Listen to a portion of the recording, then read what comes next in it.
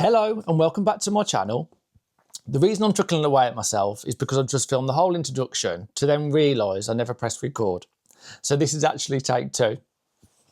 So the plan for today is to spend it in my studio. I've not been able to get up here in the last few days, so I'm really eager at getting back and start being creative again.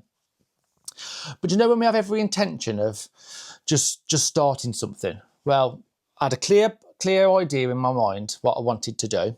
So I've come up to my room and then I saw the duster, which led me to start dusting, which then moved on to me moving things around, which then led me to start organising drawers. And then you take a step back and just regret ever starting it in the first place. So I've been up here 2.5 hours and I haven't even started what the original plan was to start. So anyway, my mum went shopping the other day, and as she was walking down the high street, she saw a sign saying free fabric, and there was a shop giving away upholstery sample books. So she gave me a call and asked if I wanted them. Firstly, they're free. Secondly, what kind of nutter says no to free fabric? I'm not one of them. So obviously I said yes. So I thought today I'm going to try and utilise them in some way. So I've been looking on Pinterest for the last couple of days to try and find some ideas, give me a bit of inspiration. I'm still none the wiser, but I thought we could go through it together and work out what I want to do. I had a delivery yesterday of some more yarn, and I wanted to ask you a question in relation to that actually. So yeah, let me just turn the camera around. So this is my delivery. The one downfall to not sleeping is online shopping. I'm just addicted to spending money I haven't got, especially on anything to do with yarn or fabric. So I'm not a big fan of variegated yarns normally, but I thought these were beautiful, and I thought I could make baby cardigans and like matching baby boots. So the variegated yarns are all paint box and they're all baby double knit. They're made out of 45% acrylic and 55% nylon. And this one's called The Sky's the Limit, which I thought was beautiful. Then we've got this one, which is called Over the Rainbow. And then my favourite one out of this stash is it's called Crayons, which I thought was beautiful. And then this one, which I also thought was lovely, is called Sunrise. But the question I've got for you is, I'm making a large blanket throw for someone. So I ordered a big load of yarn a few weeks ago, and it's Stylecraft Special, and it's called Mocha. So I've come to order more, got delivered yesterday, and the colours are completely different. I'm not sure if you can see that on the camera, but it just doesn't match at all. And I'm at a bit of a loss of what to do. So I was hoping you could help. Would you just carry on, go for it, and hope you don't notice? Or is the only answer to start from scratch again, which is something I really don't want to do because I've been working on it for quite a long time now. So if you've got any help or advice, I'd love you forever. But I'll leave that for now and I'll get cracking with the upholstery fabric. So this is the fabric book from Sanderson Home, and the fabric collection is called The Potting Room. And I've had a little flick through and I just thought some of it was absolutely beautiful. There's certain bits I'm not keen on, but I hate waste, so I'm determined to use everything. I was thinking maybe like a quilted blanket, and then when we have the alpaca experiences, people can use it for their laps. And then there's a couple of pieces in here, for instance, this one, which I thought would make a lovely cushion. And then I've got another piece at the back to match that, just in a slightly different colourway. That one. Oh God, it's bloody heavy. So I thought that would make a nice cushion, yeah. But firstly, I'm going to try and take it out of this book, which I think is going to be a mammoth task in itself. And then we'll organise the fabric a little bit more. Any ideas on how to do that?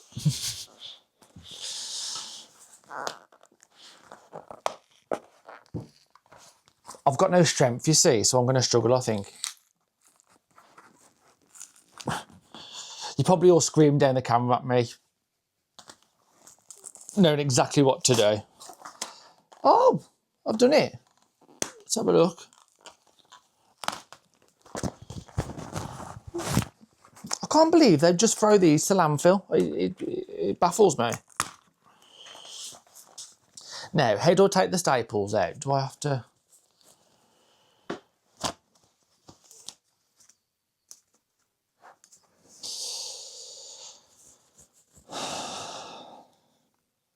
Hammer.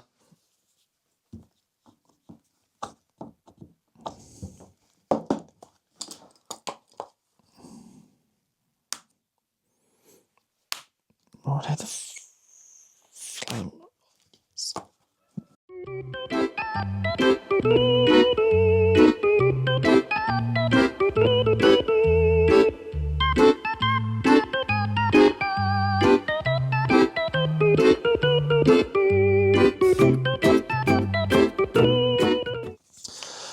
Right, I'm still struggling. So if I pull it away from the wood, it's frayed a bit, so I'm just going to damage too much of the fabric. So I don't know. I'll come back to you when I've sussed it out and I've got all the fabric out. Right, I'm utterly fed up. I tried everything in my power to get the fabric away from the book. I'm not strong enough to do it. And I think even if I was strong enough, I'd still have a big task ahead of me, and I still don't believe I'd be able to manage it. So because everything else failed, and trust me, I tried everything, I did something. Yeah, and you crafters and fabric lovers out there, please don't get angry. I had to use a circular saw, which in itself was a task. Yeah, let's just say a task. I'm no good at DIY. So I've managed to do it. My arm's gone in the meantime.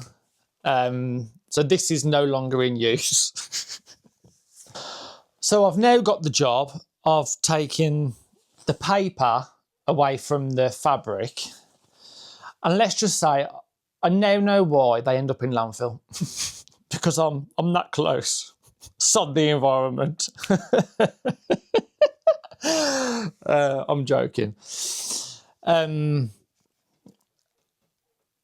I've gone on YouTube and I've looked on Google, and apparently the best way of doing that is getting the iron with no steam on the fabric side, and the glue should melt enough for you to be able to peel the paper off. So I'm just about to start doing that. So I'll move the camera to a better angle so you can sit and watch me do that, as dull as that sounds. And let's just give that a try. Yeah. So I'm all set up. I've really struggled to get the lighting correct, so I've had to shut all the curtains. So I hope it's okay for you guys. While I've been doing all that, I've been thinking, and I think the route I want to go down is just a nice, easy patchwork quilt. And because the prints are so large, I think the best way to go is fussy cut the nicer bits. And for instance, on pieces like this, fussy cut around the pictures. I hope you guys agree, because by the time you see this, it would have been too late. That's the problem I've got at the moment. I'm not talented enough, and I don't know enough to just look at something and go, yeah, this needs to be that. I can't wait to get to that point. And I'm hoping it comes soon. And I don't know how it comes. How do you just one day wake up and go, that's going to be a top, that's going to be a bag? I'm just unsure about a lot of things. So it's like the blind leading the blind. On this occasion, I'm the blind and the blindie and the cripple that can't move his one arm at the moment. So let's just see if it works. Enough of me talking. If this doesn't work, then I really, really, really don't know what I'm going to do.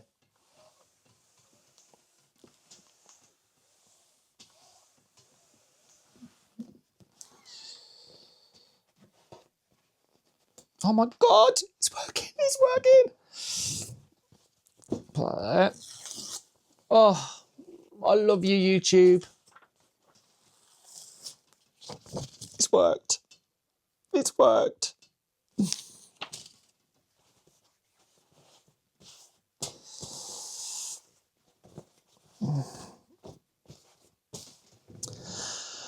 But rather than me sit here and bore you while I do the next 694 of them, I'll come back when I've finished and then we'll carry on from there. This is going to be a really bloody long vlog, isn't it?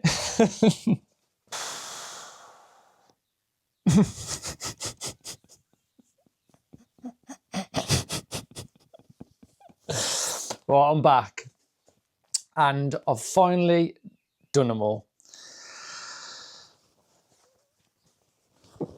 And to tell you the truth, sorry, I've got something in my eye. I'm covered in burns from the glue.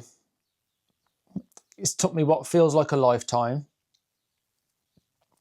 And I've got 2 more books that I planned on using, but I'm going to say it here first. Anyone that wants them, they're free to a good home. Yeah, but I'm completely done in now. So I'm not going to carry on today. I watched loads of vlogs, sewing vlogs, sewing channels on YouTube.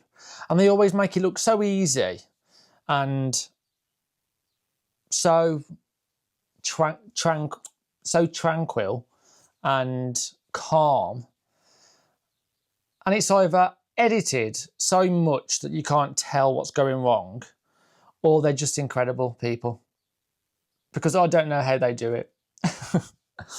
But yeah, I'm going to go and lock myself in a dark room with a cup of tea and rock myself to sleep.